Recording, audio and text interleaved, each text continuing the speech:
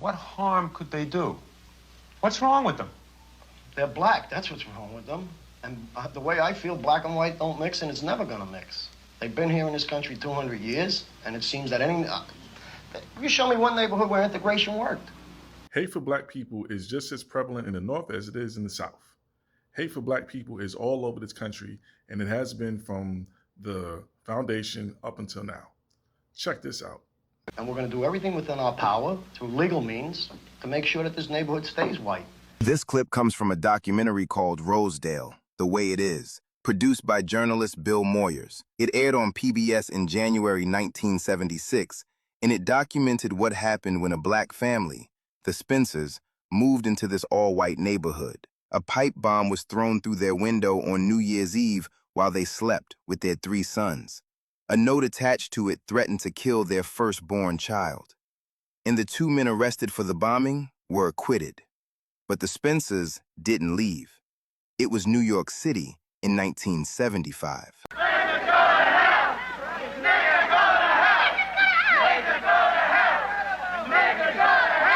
The only one reason this is happening is because we're black. So whether it's Rosedale or the neighboring communities, this can happen anywhere. If their strategy was to chip away at this community piece by piece before they could take it over, they blew it. We're all alert, we're watching, and we're not about to let them come in and take over.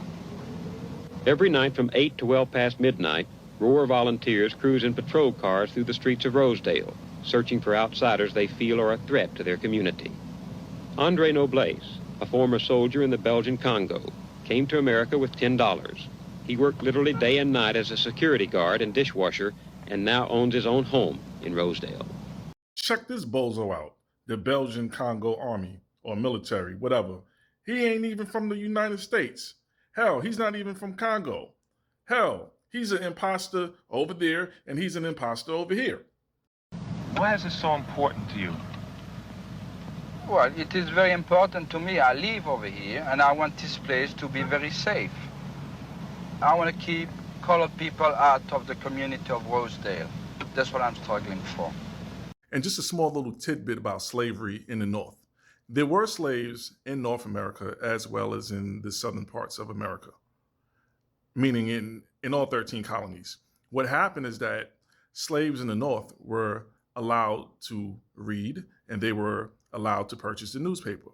Then they read about slaves becoming free.